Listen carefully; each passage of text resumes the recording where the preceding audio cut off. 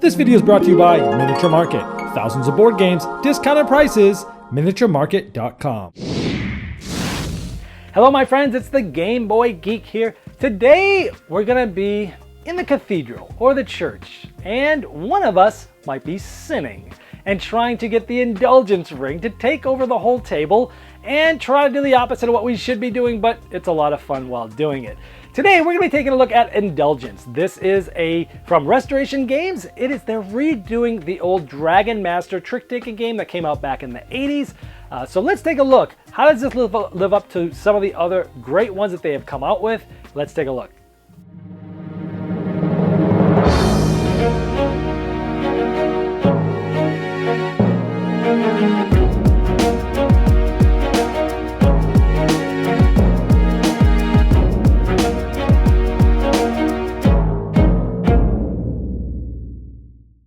In Indulgence, you're trying to have the most florins at the end of the game. At the beginning, you have to start with 30, with each of these awesome plastic ruby pieces counting as 5, and then the ones counting as 1s. And just to show you the scale of these pieces and how they look, they are huge and heavy. They look very nice. Now this game comes with 36 family cards. Essentially there's 4 suits or families. Each of them go from 1 to 9, and there's 1 of each number. So there is a total of 36 cards in the game.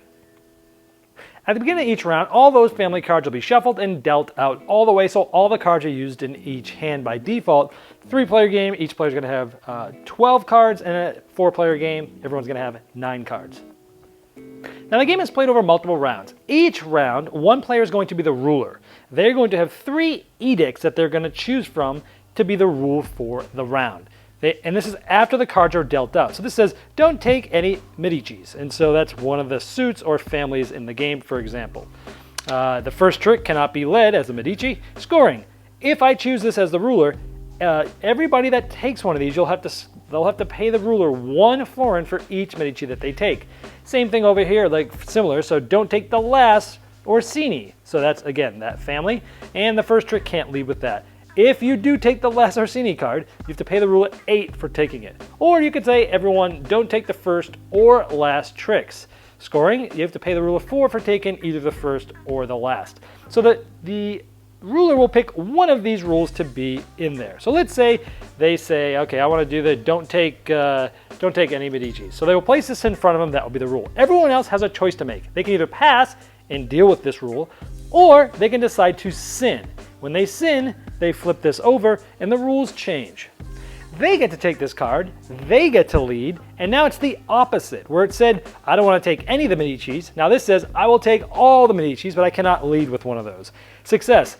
This sinner would get 4 from each player if they're successful, or if they're not, they pay 6 to the ruler. Now they also get this unbelievably awesome ring. It's probably the coolest component I've seen in a long time. It's even better than the Nothing Personal ring. It is a ring of indulgence, so they can play this with a card to be a 10 of that suit. Essentially, it's pretty much a guaranteed win. Look at the way the light goes through this. This thing is unbelievably looking. And here's just another close-up shot of that ring. So for each round, either the ruler is going to have this in front of them and lead, or if someone decided to sin, they would lead with the sinner card. Let's say it was this and everyone passed, so this is the rule. And then it goes into normal trick taking. The ruler is going to lead. They cannot lead with the Medici. And let's just say they start to lead. When someone leads with the suit, everyone else has to follow suit if they can. So let's say this player then followed with this, and then the final player followed with this, while the first player that played the 9 is going to win. They'll collect, and then they will lead the next trick. And that's the way it works. And by default in this game, there's no trump. So let's say at the end of the round, one player took 3 Medicis, the other player took 3 Medicis, and the ruler ended up taking 3. Well, each of these players would pay 1 each, so this player would pay 3, this player would pay 3 to the ruler, and then we'd start the next round. The ruler would become the next player clockwise. They'd take the bottom edict, put it out here. This one says, don't take any Borgias. That's basically the green suit, and then they would choose just like this. This continues until every player has been the ruler 3 times, so 3 full revolutions around, and whoever has the most florins at the end is the winner. Now there's also a handful of edict cards that have these red wax on them. You take them out of the basic game, but you add them in for an expert game. These are harder rules to follow. Don't take pairs of the Medicis and Sforzas. Pay the ruler 2 for each pair taken. Don't take any tricks. Cards are played face down. The leader announces family led. And then pay ruler 1 per trick taken. Don't take the most of any family, or pay ruler 2 per family that you have majority in. This is the way that trump comes in. Don't take any trump. The ruler declares trump, and then the first trick can't lead trump, but then you have to pay the ruler 1 per trump card taken. And they're just harder ones similar like this. Everyone also gets a papal bull card, which allows them to follow all of the edicts. So the ruler, if they think they can do that, they could put this out and say, I'm going to follow all 3, and then people pay according to each of the edicts. Or someone can flip it over and say, I am going to be the center on all the edicts. They have to do what all of them say. If they successfully win the game immediately, otherwise they pay 18 to the ruler. All right, well, there is Indulgence. Now, what did I think about it? Well, great components. Now, this game, when it came out in the 80s, I never saw it. I had never played it. But from what I had read, what people thought about it back then was, wow, for the times back then, it had amazing off-the-charts components with big tarot-sized cards, with these interlocking gems for scoring so that they could play it after a long day of hiking out by a campfire, some interesting things there. So it was known for its components, and I think even to today's standards, this game has some excellent components. Those Florins that I showed you, the big gems, they are huge, they're chunky, they're heavy, great components there, and that ring as I showed you, wow, that is so cool, even cooler than the Nothing Personal ring because of the detail of the gem, the way the light hits it, and the encrusting on the side. So great job keeping the components up to speed here with this game. The next thing I like about this is every round is different because the ruler is going to select a specific edict, and every round, depending on what that player has in their hands, they're going to choose one of those 3 edicts. And I like that because every round is kind of different. You've got a different goal to go after on each round. I really like, the best thing I like about this is that interesting shoot the moon mechanism called sinning, where some player might say, hey, don't take any Medicis, and you're like, I'm going to take them all. And you're going to flip it over, you're going to take the ring, wear the ring, make people kiss the ring, and you're trying to shoot the moon and get them all, because if so, big payouts from, you're going to get paid out from all the players. You get to lead, which is a cool interesting thing, so I like that mechanism in it.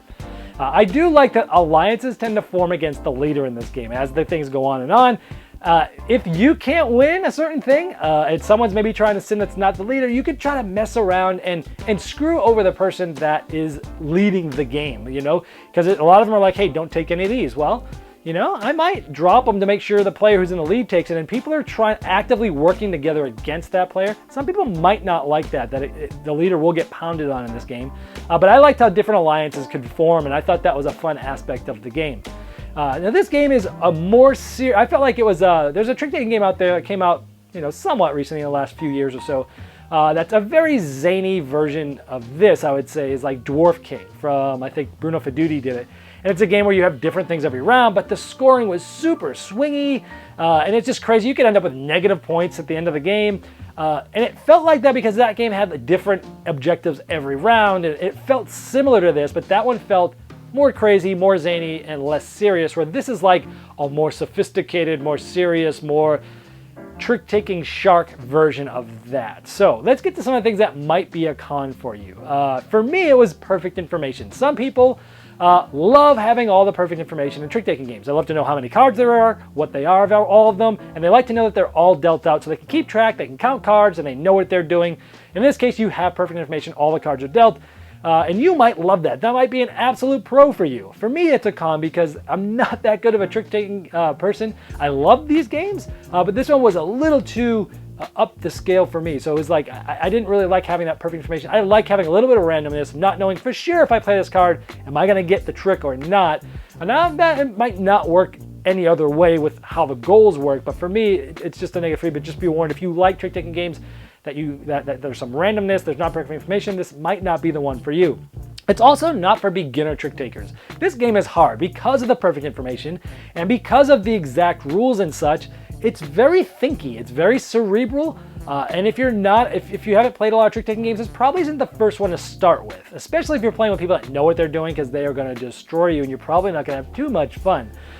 This is a game that skilled trick takers are going to do very well at, because again, it's set up as that old school style of trick taking game, and it's very hard. There's a lot to think about, but people that are really good at trick taking games are going to love this one. I think the serious card shark trick takers are going to absolutely love this game. I'm not quite at that level, so I didn't love it as much as some of the other trick taking games that I played.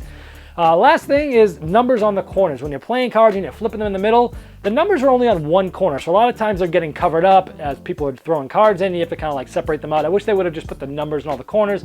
Just a little experiencing and production thing I would have recommended there. But overall, again, if you love trick-taking games with perfect information and you're a skilled card shark at this, I think you'll love it. If you're a beginner trick-taking game person and you haven't played a lot, and you'd like to maybe have a little bit more randomness, this might not be the one for you. I enjoyed it, but it's not one of my favorites just because I'm not that good at trick-taking games. I think it lends itself to those players, and that's Indulgence. This video was sponsored by Miniature Market's Review Corner. The Review Corner features podcasts, video, and written game reviews by gamers for gamers. Miniature Market, the online gaming superstore. Thousands of board games, discounted prices. Check them out at miniaturemarket.com.